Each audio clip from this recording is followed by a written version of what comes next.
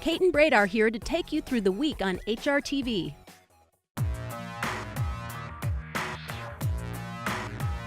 Here comes Indy 500, charging hard. It's going to be Indy 500. Magnificent Song comes roaring up on the outside, and Magnificent Song has passed every horse in the field to win the Garden City Breeders' Cup. Here comes a late run from Backseat Rhythm. It's Ariège, Backseat Rhythm. Pure Clan looking to split horses as they come down for the line, and Backseat Rhythm won it. Miss World in the far outside. Share to top, digging down. Miss World short lead. The winner is Miss World.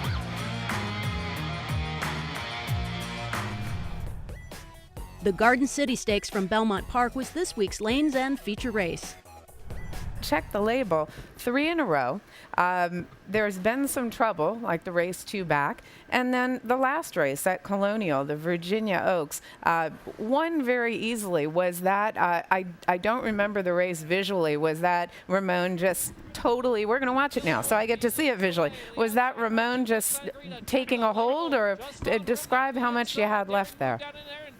Yeah, I'm guessing you probably didn't see the start, but she broke a little awkwardly. Okay. And Ramon had the choice of either letting her roll and lay up close with the leaders, or chasing her away from there, or just kind of settling her back and letting her get herself together. And he chose the latter, and luckily it was the right thing to do. Yeah, we just saw that. That makes sense then, because it was very easy once the horse got past horses. Graham, she's really stepped up her game in her last 3 races. All graded stakes wins, a grade 2 in the Sands Point and a pair of grade 3s. What's changed in this filly since she's really taken it to the next level?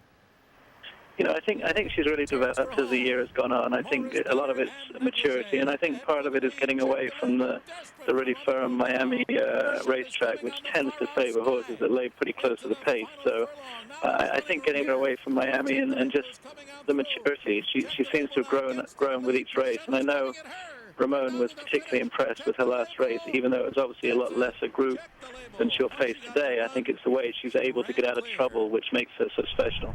Check the Label has been forced to go to the far outside for the run into the last furlong. Gitchy Gumi's got the lead, persuading on the inside. Check the Label in Snowtop Mountain. At the 8th pole, it is Check the Label. Check the Label in front. Snowtop Mountain, a final crack at her in the final 50 yards. Check the Label in front, and Check the Label holds on. Confidently ridden by Ramon Dominguez, the winner at the end by 3/4 of a length. Sunday was opening day at the Delaware County Fair, highlighted by the Little Brown Jug. To me, this is as good as it gets. I mean, we have 45,000 people at a fairground. Is everybody ready? This is it. To horsemen, it has a special meaning, and it has a fair atmosphere. Everybody loves coming here. Everybody brings fried chicken and tailgates out of the trunk of their car. In fact, Sports Illustrated says it's the biggest tailgate party in the state of Ohio. It's almost like Oktoberfest. Let's have a big party and go to Delaware, you know. You'll walk down the backstretch today and you'll see folks in lawn chairs. You get a pretty good look at just the atmosphere. It kind of looks like old Wrigley Field in Chicago. It's one of those fun days that if you're a harness racing fan, you just want to be here. Harness horses are descendants of the horses that plowed the fields and then took the family to church on Sunday. When the county fair came to town, you got a chance to race against your neighbors for bragging rights for a whole year, and that developed into the modern day harness racing when they started betting on the horses in the 40s. My father and Joe Neville were in charge of the harness racing program, so they decided to have a race for 3-year-old pacers and make it the biggest and best race in the country. So we went on and had our first one for about $35,000 and has grown ever since. I have never seen a racing card that started at 11 o'clock and going on 7, and the people are still here and have not left. Absolutely, 8 hours and they're still here. I don't think a soul's left. I mean, I don't think they're going to leave either. I had a big contest, thousands of people entered names to name the race, and a retired serviceman suggested Little Brown Jug, who raced the back roads in Tennessee on Sunday afternoon and beat all comers. And so they named the race after a very popular horse. You know, as we've gone, we've understood what a big deal it is. And we raced more and more in Ohio, and you talk to more people, and you understand, you know, the prestige and the toughness of the win the jug. You know, it's just not an easy race. Charlestown's Race for the Ribbon Night took place Saturday, benefiting the Susan G. Komen Foundation. It is the Race for the Ribbon tonight. Some races bringing attention to breast cancer research, as we've seen this trend happening all across the country between Churchill Downs and Pimlico. Well, the walk on the Churchill Downs course for the day before the Derby, the Oaks, and they're doing them everywhere, and I think it's a really good thing. They'll have the Pink Ribbon Stakes tonight, as well as a number of others, about 600,000 in purses given away at Charlestown. Ramon Dominguez, A. Barcoa, a lot of people getting over there after riding at Belmont as well. Well, and right now we welcome in Eric Zimney, who is the Director of Racing Operations at Charlestown. Eric, welcome to Race Day America. Carolyn Conley and Joanne Jones with you. Thanks for having me. Good to be on. Tell us a little bit about what's coming up tonight and what you've entitled the Race for the Ribbon. Well, the Race for the Ribbon is named after, in honor of the symbol, obviously, for breast cancer awareness and the Susan G. Komen folks. And we have a bunch of different events at the track going on today, including the races. We have a walk around the track that's going on right now, actually, and we hope to raise some good money for a very worthy cause. You know, do you have a sea of pink out there? I think they had the starters at some track in pink shirts, and a lot of people are really catching on to this. Yeah, we do. Our assistant starters as well will be in pink T-shirts tonight. You won't be able to miss it if you're watching on TV on HRTV tonight. It will indeed be a sea of pink. That's good. Well, that makes those assistant starters real men now, doesn't it? Oh, absolutely. Pink. You better have your pink tie on tonight. Back between horses, Double Espresso is struggling in third. It's still Miss Dolce trying to go gate to wire. Miss Red Delicious down on the inside coming late. Miss Dolce gate to wire in victory. Cat in a Tree is there chasing in second from the far outside. Miss Vizcaya moves late on the outside, and back along the rail is Regina Beatrix. It's all 12 pack. Shelley went in like a 1-5 shot should. Casper Zapper looks to move from the back of the pack with Star Zapper, but right now Bandbox, the 2-year-old by Tappet, is clear and pulling away. It will be Bandbox, winner of the $100,000 Charlestown Juvenile. Also moving between horses, Bronx City Girl, but right now Derwin Star and Kendrick Carmouche giving the field a slip, open up by 6. In second, Bronx City Girl, late charge from CC's Pal. Derwin Star shines in the $400,000 Charlestown Oaks. Up next on HRTV Rewind. Tisdale has won it by a nose. Tisdale wins it for America. Zenyatta looking to become the second back-to-back winner of the Breeders' Cup Classic. This is about as easy as the work can be. They're coming into the final furlong. Tisdale tough as nails. Giants Causeway on the outside. Giants Causeway and Tisdale battling head-to-head. A heart-pounding, pulsating stretch drive, and Tisdale prevails. Tisdale has won it by a nose. Tisdale is battling on the American Horse of the Year, and the Arc winner are heads apart with a furlong to go in the Classic. On the outside, Saki. Tisdale fights on. Here's the wire. Desperately close. Tisdale wins it for America.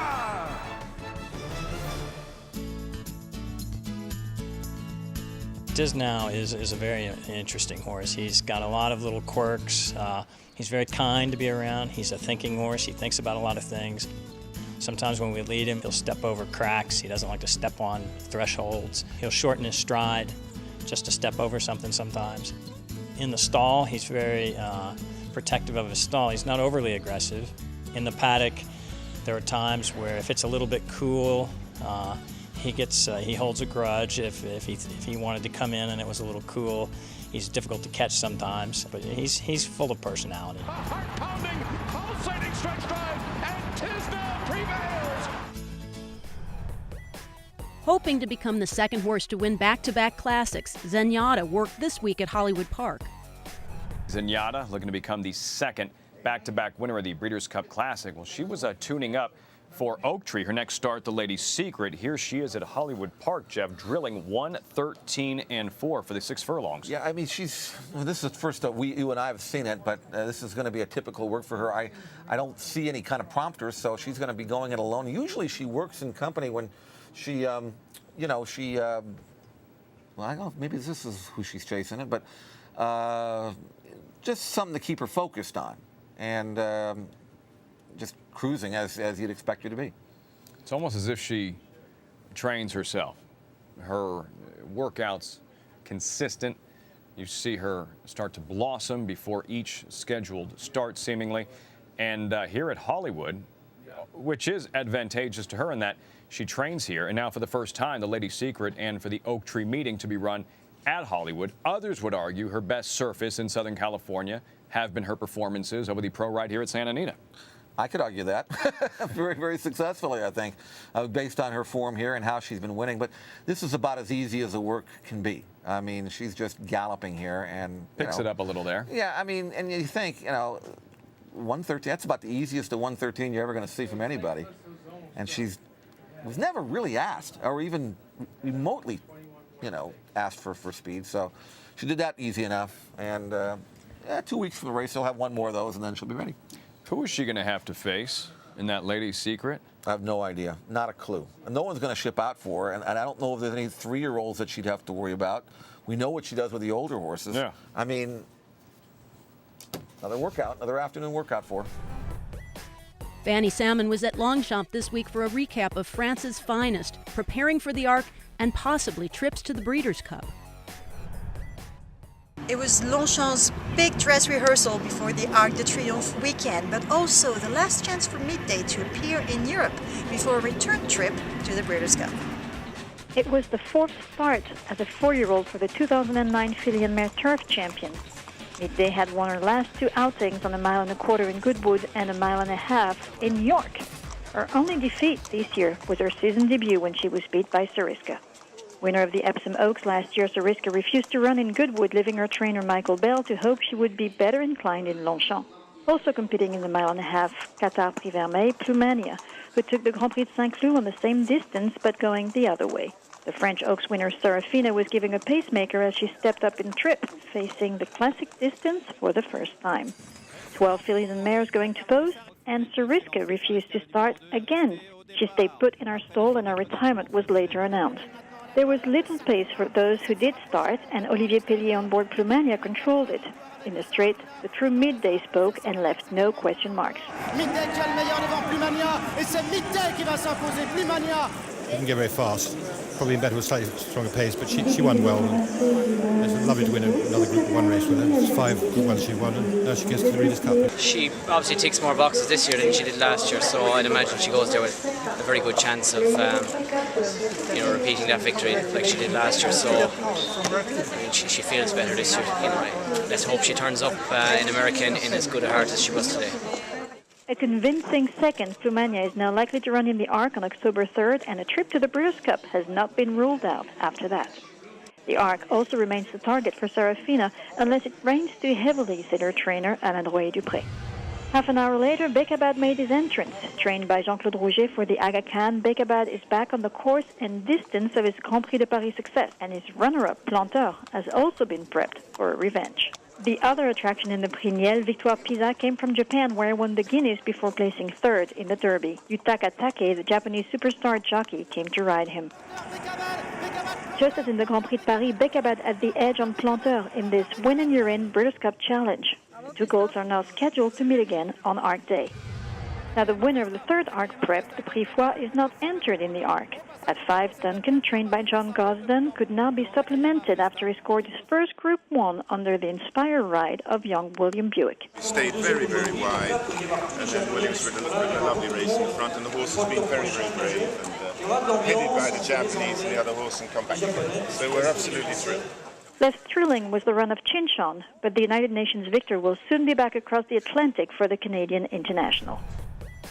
The 2010 World Equestrian Games host a variety of events, including reining. Race Day America caught up with the riders representing the United States. Where does reining originate from?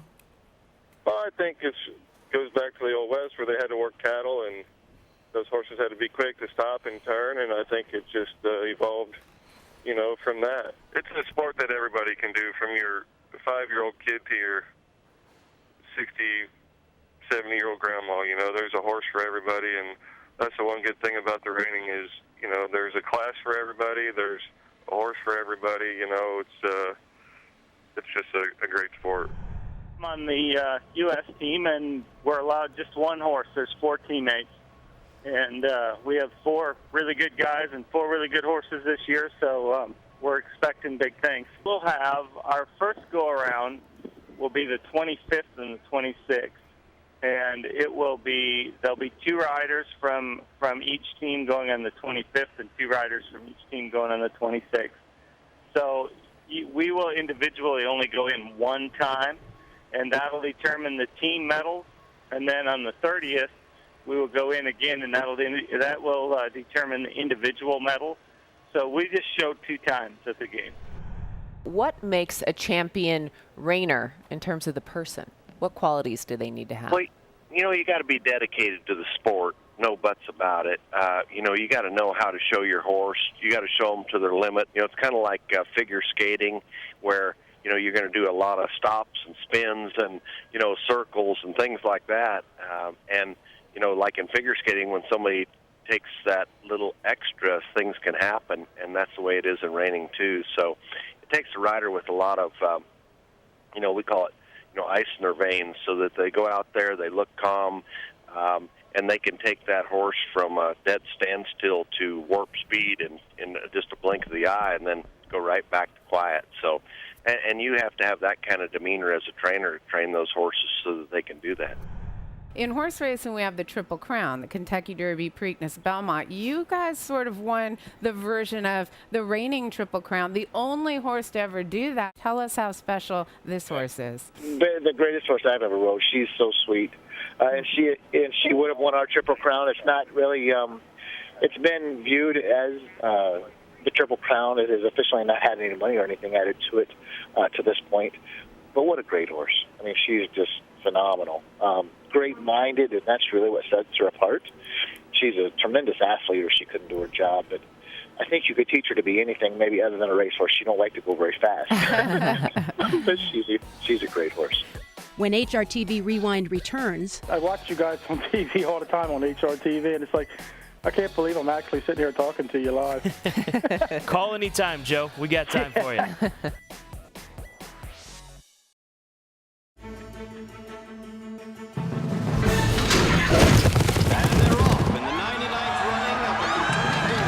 The story of Secretariat is the story of a horse and the people around him who were able to do things that no one thought was possible. As far as underdog stories, that's maybe the best one of all. You're about to see something that you ain't never seen before. You're guaranteeing that this horse is going to win the Triple Crown. It takes a lot out of a horse to run in one of the Triple Crown races. 3 races, 3 states, in just 5 weeks. Hasn't been done in 25 years. Secretariat is moving like a tremendous machine. This is unbelievable. No horse can take this pace. He was like Michael Jordan of all race horses. ESPN did the 100 greatest athletes, and Secretariat was ahead of Mickey Mantle. That's how unbelievable his presence was. Entering the final turn, Secretariat surging past Angle Light. It was as if God whispered in his ear, "Go," and he went. E-Mark. And action. You're going to see horse racing action as it's never been seen. I wanted the audience to participate in these races. We wanted to feel the dirt in our faces. We wanted to feel the speed that the horses are moving. Secretariat pulling away at blazing speed. Secretariat did something that no one thought was even conceivable. So what this story gives us is a sense that there are capabilities in each of us that are beyond what we think we can have. And that life is about finding how far you can go, how fast you can run, and you never know until you try, until you run.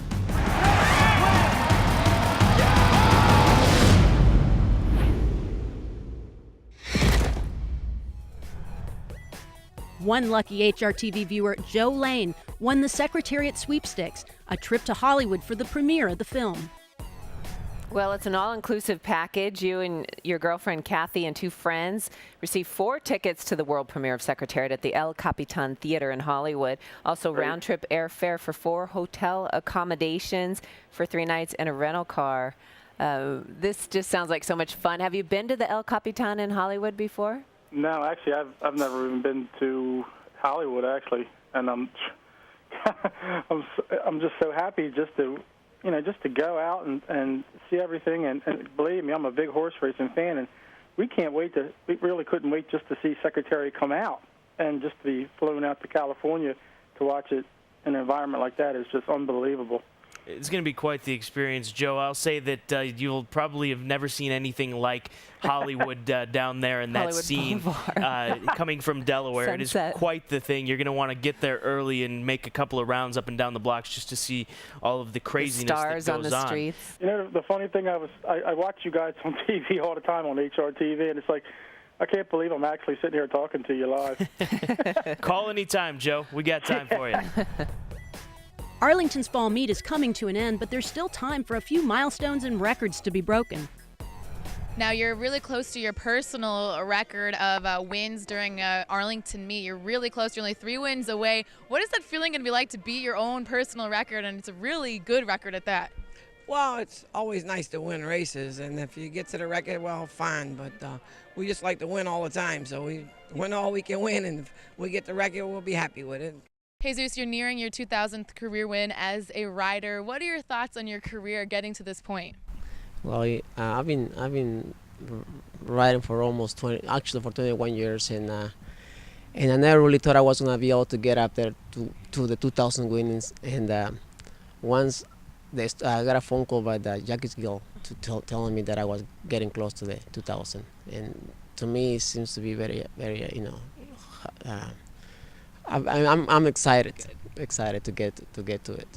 I probably said last week I was thinking too much about it and I was into it. And as right now, I cannot really come up with any expression. When the day is gonna come, it's gonna come, and knowing that I'm gonna get closer, and I don't even know how many I weigh. 6, 5, okay. Yeah. So it's gonna be very exciting. All right, Shane, what did you think about your success at Arlington this season after coming back for about 4.5 years? It was great.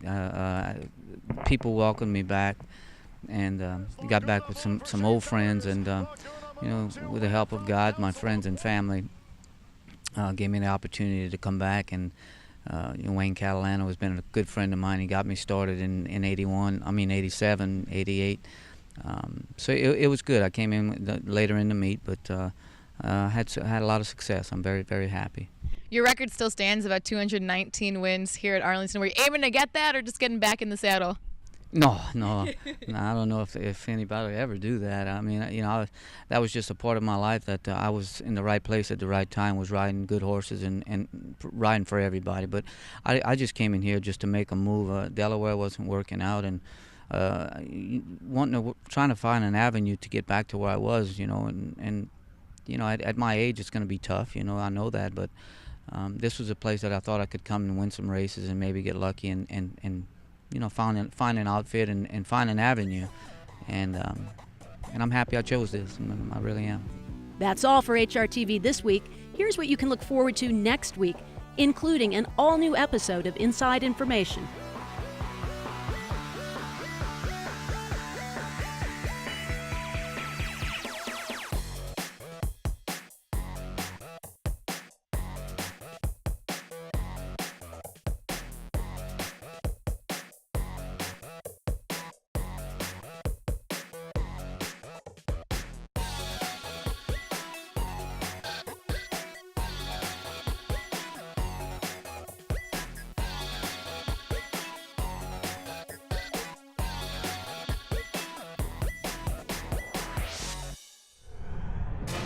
Some type of smoke or fire in the Horseman's Lounge at the racetrack. We're charging up the lines into the pump, and we'll be in there in a minute. We're losing ground. Requesting a fifth alarm on Arlington Park racetrack. We had a commitment to run the Arlington Million. And where people saying it can't be done, I just got them together and said, we're going to do it. And we did it.